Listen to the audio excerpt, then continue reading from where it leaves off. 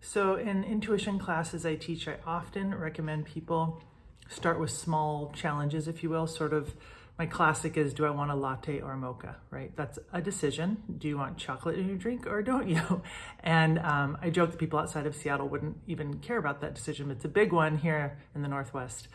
But the idea is where to move, how big to, make your next relationship move or whatever can be heavy because you're too in it and you're too invested. So starting with smaller things like what shirt to wear and feeling that decision can be a great way to start to develop your intuitive abilities. Well, part of the latte or mocha thing is also looking for feelings of relief. So often we're taught to tough it out and force our way through things that are hard when in fact sometimes the most intuitive, flowy, in alignment thing for us is a bit indulgent, a bit soft and relieving. So a couple stories on this from just the last couple of days. I was in the neighborhood where my mom lives and I just helped her with something, and I was walking over to where my sister was, and I had this kind of silly to me feeling of, I'm going by the grocery store, I'm not really hungry, and I'm just kind of a bit worn out and tired.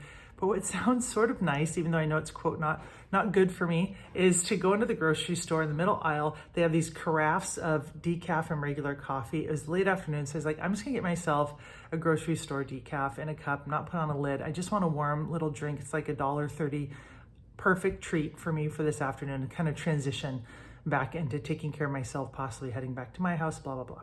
So I head towards the grocery store and a quick turn and think, I'll just get this, walk in and run into this person, my friend Rebecca, whom I had not seen for over a month. And we were kind of doing the, hey, we should get together. We should really get together. We should plan something. We should get together. We should chat. And here she is with her daughter, who she's dropping off in the neighborhood I'm in for an event. And so very quick, hi, funny, quick, because she's busy and I'm sort of on my way to somewhere. But at any rate, she texts me once she gets to the coffee shop where she's going to wait for her daughter to do this thing, and says, hey, want to come hang out with me while I'm waiting for my daughter? And it turns out it was perfect because I didn't have a hard next plan. I knew I needed to get back to my place eventually, but with traffic and everything, it was kind of ideal. So I said, sure thing. So I took care of one more little task, and I went over and I sat with her for about an hour, and we just had this serendipitous get together. And it kind of started because I was like, oh, I could just use a little cup of hot decaf on my way back to myself, basically back from whatever I was just doing where I was helping. And then the day before, I had a similar one. So today I had a similar one. So that was yesterday.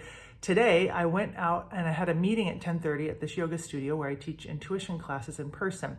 And long story short, the person I was supposed to meet didn't make it. And so I was kind of standing outside. We finally figured this out.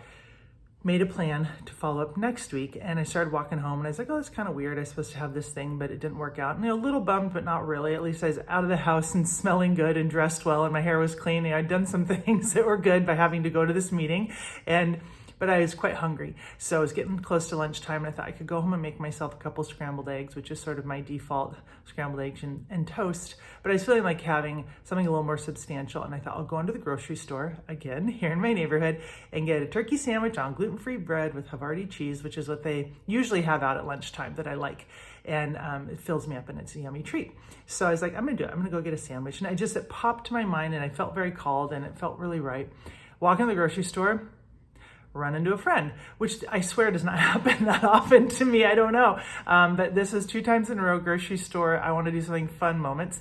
And it was my student, Rocio, who is she just finished up intuition class in June, and just lovely, very alert, fun, neat lady. And of course I was like, oh, it's so fun to see Rocio because she's fun. But it turns out she had something on her mind. It kind of related to what she'd been talking about in class, and she had a decision to make. I just have to say, she wants to create a school space, a learning space for children.